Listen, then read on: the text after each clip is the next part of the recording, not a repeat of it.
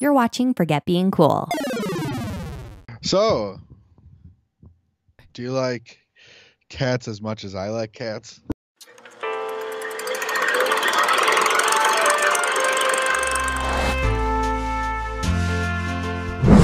Hi, Jeff. Hi, Dave. How's it going? As you get adjusted here, it's good. It's good. I watched a movie. You watched a movie. We have a bucket list of movies, 100 movies to watch. If you guys want to watch along with us. Hold on a second.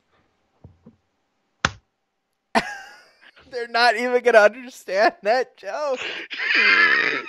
This is like 15 weeks later. That's not even an exaggeration. All right, keep going. If you guys want to watch along with us, of course, you can get all our links in our future upcoming movies at forgetbeingcool.com on the Film Impact page. Links in the description, no matter where you're watching or listening to this. Mm-hmm. This is the Film Impact. I'm Dave Moore on Forget Being Cool. That's Jeff Daly. I'm Jeff Daly. That's Dave Moore. I love that you sometimes say it wrong, and then other times you're just on board. Jeff. Yeah, we watched a movie. Oh, God. We watched... That doesn't sound good. How do I present this? This is the quintessential girl romantic drama story. Yep. And by having two men sit down in a room, and by sit down in a room, sit down in their own man caves, right? Mm-hmm. And discuss The Notebook. I feel like we have nothing to say here at all. What do you mean? This is the movie that's like the joke, like this is the movie you watch if you want to cry, right? And I am an emotional movie watcher. I admit this. Did you cry? I did not cry. Why didn't you cry? I didn't even I got that oh, that's sad. But I didn't get to that point where you're like, if somebody says something to me right now, I'm going to need attention. You know, Not like Marley and Me said? Yeah, right, exactly. Toy Story 3 made you cry, Dave. That's right? Surprising. Twice. Stupid toys. They're inanimate objects are about to be melted. Right. You shed a tear for that. Right, but that's my point. This guy has a wife who has dementia, and she doesn't remember anything. And you're like, oh, that's sad. It is not sad as toys being burned alive. Yeah. I mean, see, that's my bar here, Jeff. Yeah.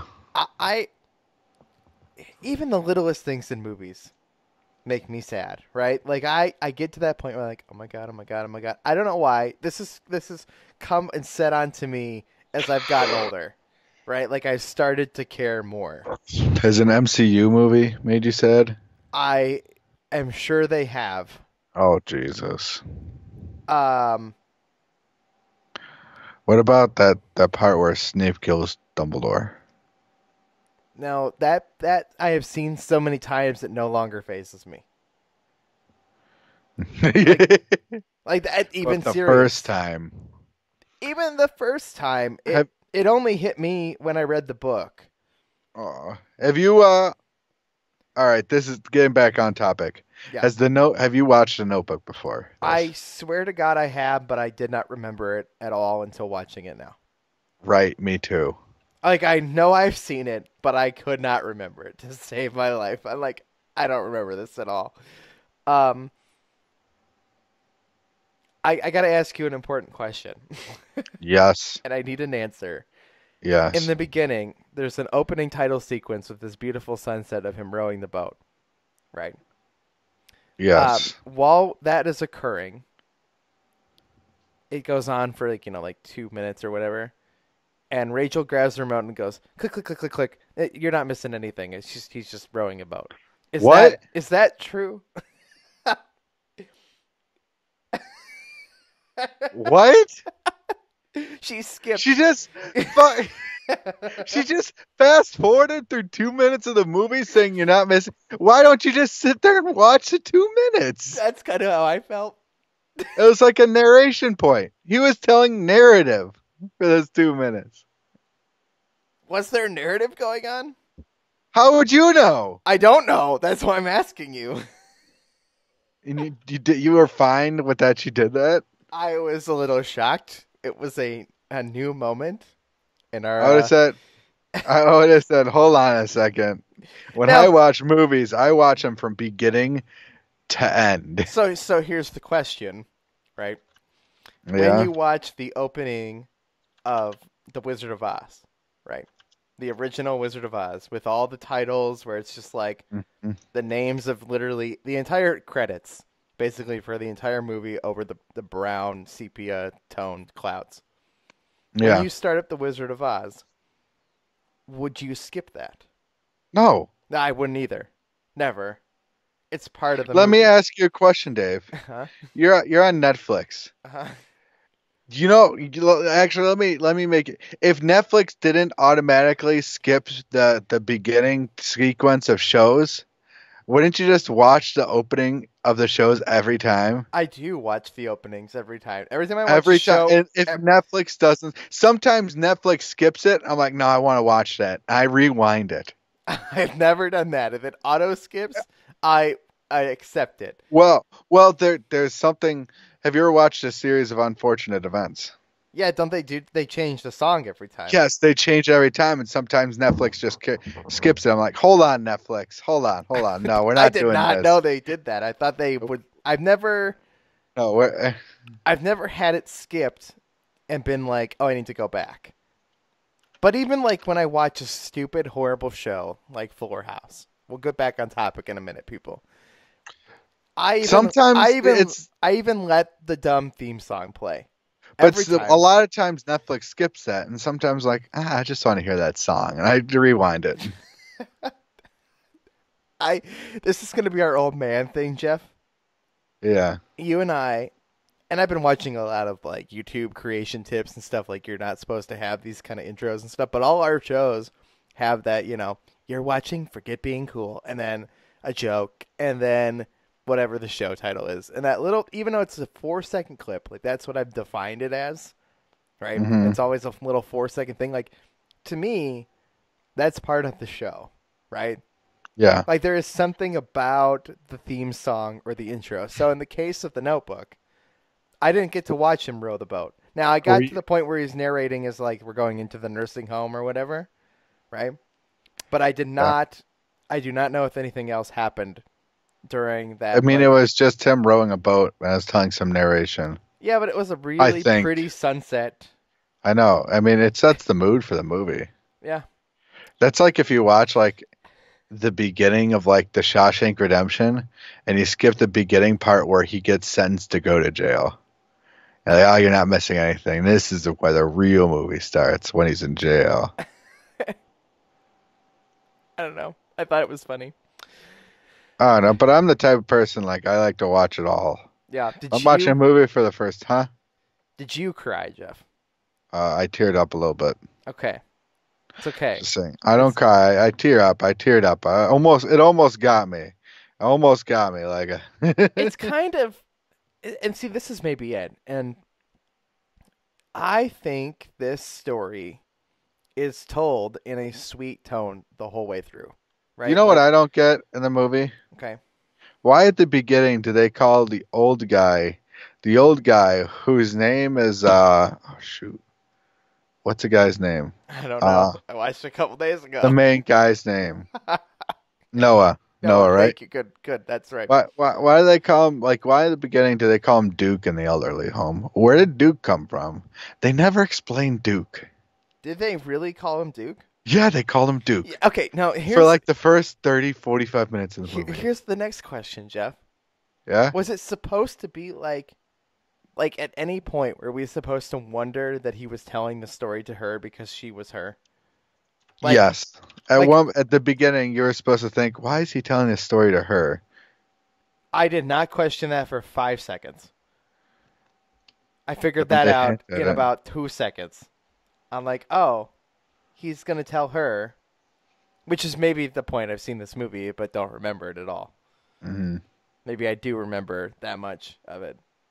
All right. Well, I mean, that's all spoilers. People shouldn't listen to this while they listen. Nobody should watch or listen to this show ever unless they are in tune for spoilers.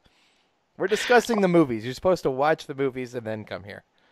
You know, this movie, the whole ending of the movie and everything was just a little bit sour to me because they made Lon Hammond, the other guy that she was engaged to, they didn't make him a bad guy at all. He was nice. I was going to say this too, Jeff. He got screwed. At the end, I was like, man, I'm glad that they ended up together, but man, I feel bad for Lon, man. That's what I was saying too. like all throughout the movie, Lon was nice to her. And even at the end, she's like, I have two things. I can either go over there and kill him, or I can leave you forever. And I don't want to do either. I want to be with you. We can get past this. Right. I was like, man, they can't even make him look bad. I like that guy. I agree with you 100%. If there was one character in this whole movie that I felt more sympathy for than anybody else, it's Lon. Yeah. Poor guy. Yeah. Also, Noah is insane. Oh yeah. Yeah, he's insane. He's completely off his rocker. Never in my whole life have I dated somebody for one summer, then write them a letter every day for 1 year, and then go to the army and come back and just buy a house and paint it exactly to what this summer person was like 6 years before. You have to get over it, dude. I get it. It's a love story. It's a love story, but right, and it's part of the fairy tale element of the whole thing. In real life, I don't think that would happen. No, it's not. It's not how that works. What? In the last scene, you see the father in, right? He's healthy. He's completely normal. And the next thing, the following November, Noah's father died. Like, what did he die of? He was fine. He was fine 5 months ago. What happened, dude? Yeah, and as if Noah needed something to push him over the edge even more. He was already over the edge. He was over the edge the minute the movie started. He hangs from a freaking Ferris wheel. And like forces her. This is not appropriate, women. Hello. This is a quintessential romance movie. I get like it's like the grand gesture kind of idea, right? Like I guess. The movie could have ended right there if he just let go. That's it. That's the whole movie. How it should have ended. That's what they should do at He-She, which is what I like to call how it should have ended. You ever seen those? Yeah. I love those. I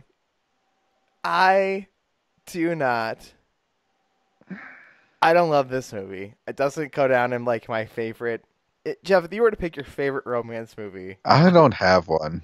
You know what mine is? Have you ever watched what? It's Wedding Singer. Toy Story 3.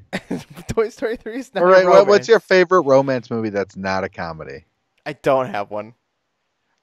Candace made me watch P.S. I Love You. I think this is better. All right, P.S. I Love You is better than The Notebook.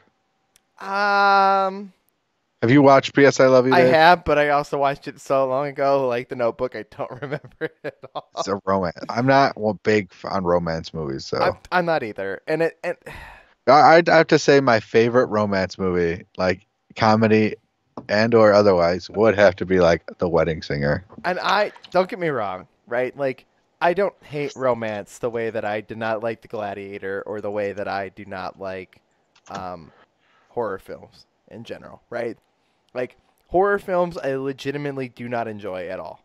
Mm-hmm. Romance movies, no problem. It's just not my favorite genre. Did I watch Love Actually? I've seen Love Actually. I don't like that movie either. Did Candace make me watch this? Do we count Juno? Juno's not a romance movie. It's also a comedy kind of. Juno? Are you sure Juno isn't? It's not a romance. It's a coming of age movie. Yeah, it's a coming of age movie. You're right. I pegged that. I looked that up. It's a coming of age movie. It's definitely a coming of age movie. I I don't know. The Notebook's fine. It's sweet. It's a fairy tale. It is truly a fairy tale. Yeah, And it's crazy. I like how it ends. I Mhm. think it's sweet. Have you ever watched? I mean, I like romantic comedy movies. If I'm watching a romance movie, I'd want it to be a romantic comedy movie. Because there's something about that, Jeff. There's something about the whole awkwardness of what romance is that lends itself so well to comedy. Mhm. And yet, when you take this serious approach, like The Notebook did, I just kind of lose it. I'm not. I mean, yes, I like comedy movies in general. I mean, If I'm watching a movie, I want to get the cool emotions, the positive emotions, the happy, the wow, not the horror emotions, like not the oh crap, I'm gonna die, or oh that's sad, or anything like that. yeah. You know. Anyway, But Jeff. anyway, how was this film impactful? Do you think it just set up? It was one of those movies that set up kind of like the bar of like the tropes of romance movies, right? It was one of those movies like that. I mean, there were movies like this before The Notebook, but But it's the quintessential romance I would movie. agree that, It's like the framework of the romance movie. and it's executed in that genre perfectly. Do you know what's better than The Wedding Singer? The 40-Year-Old Virgin. No. Have you ever watched that? Yeah, I have, and I've seen that think it's movie a- enough times to remember it. I like The Wedding Singer better. You think so? Better than 50 First Dates? Yeah, definitely. That's definitely a better. I like 50 First Dates a lot too, though. To be fair. How Jeff, about Knocked Up? no. Thanks for watching Yes. another impactful So film with us. what do you give this out of 10? How many hearts out of 10? How many hearts? Yeah. Uh, If like I it. were to watch a romance movie, I'd be comfortable watching this okayly. Yeah, that's kind of how I feel too. Like I'd watch it again. It's like I want to give it like an 8, but I don't because that feels really high, right? 8. Oh man, what would you give The Wedding Singer then? If we're rating it on this scale, right? If this is the scale, like 1 to 10 hearts, and we're talking about like just like romantic, sweet stories that I like, I Yeah. give The Wedding Singer is my 10 Really, a 10? You give The Wedding Singer a 10, on Dave? on this scale. Yes. Wow. Jeez. I love that movie. Anyway, You know what? I give it a 7.8. see, It was. yeah, it's good. It's just the romance movie. I'll tell you what my favorite romance comedy movie right now is. Okay. I really, really liked Crazy Rich Asians. I have not seen it. It's a really, really good movie. Okay. Thanks for watching another impactful film. If you guys want T-shirts like the one I'm wearing, Like the one Dave's wearing, not Jeff. You can't get my T-shirt. you can't wear the one that Jeff's wearing. It doesn't say the film impact on it. You can get it over at forgetbeingcool.com/store or shop. I can't remember. Just go to forgetbeingcool.com and hit the shop button. Anyway, guys, thanks for watching. Thanks. Yes. If you enjoyed this, hit that subscribe button. We watch a new movie every single Monday off our bucket list movies to watch. You guys can watch along with us by going to forgetbeingcool.com and going to the Film Impact page, seeing what's like our next 3 upcoming movies. They're there. Our next 3? I don't even know this. Oh shoot. Oh my gosh, I need to check this. You better go look. Anyway, I guys, need to check myself before I wreck myself. Anyway, guys, thanks for watching. I'm Jeff Moore. That's Dave Daly. Hit that Thanks subscribe for button. watching. And if you guys like this, hit that like button. Forgetbeingcool.com. Bye, guys. For more great discussions, hit that subscribe button or visit forgetbeingcool.com.